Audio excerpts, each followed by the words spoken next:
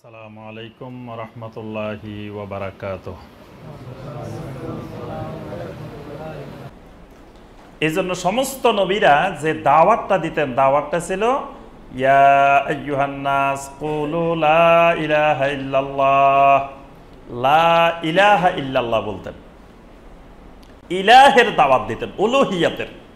কিন্তু নবীরা বলতেন না যে হে দুনিয়ার মানুষ বলো লা খালিকা ইল্লাল্লাহ, লা মালিকা ইল্লাল্লাহ, লা মুদাব্বিরা ইল্লাল্লাহ, লা মুহাইমিনা ইল্লাল্লাহ, এই দাওয়াত দিতেন না। কারণ কি? এই দাওয়াত না দিয়ে খালি লা ইলাহা, ইলাহের দাওয়াত কেন দিতেন? কারণ মুশরিকেরা ওই খালেক আল্লাহকে মানতে তাদের আপত্তি নেই, মালিক আল্লাহকে মানতে আপত্তি নেই, মুদাব্বির আল্লাহকে মানতে কোনো আপত্তি নেই। আপত্তি হয়েছে আল্লাহকে একমাত্র মাবুদ বানাতে পারবে না। এই জন্য আল্লাহ পাক সূরা আল ফাতিহার মধ্যে এই শিক্ষাটা দিয়েছেন, ইয়্যাকা না'বুদু ওয়া ইয়্যাকা নাস্তাঈন, একমাত্র ইবাদত করি আপনার, একমাত্র সাহায্য চাই আপনার কাছে। এখানে দুই জায়গায় আল্লাহ পাক একমাত্র একমাত্র বলছেন।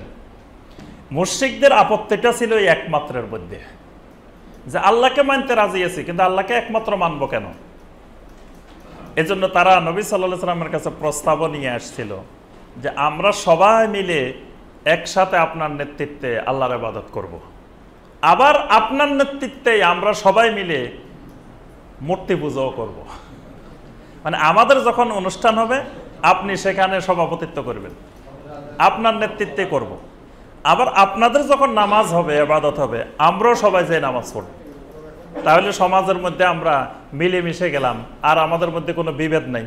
কিন্তু দুই জায়গায় নেতৃত্ব দিবেন আপনি, আপনার নেতৃত্ব ঠিক থাকবে। আমাদের সমাজে ওই রকম দেখা যায়, দেখবে যে ওয়াজ মাহফিল হইলেও তিনি সভাপতি, আবার গান বাজনা হইলে সেখানেও তিনি সভাপতি, দুই জায়গায় তিনি সভাপতি।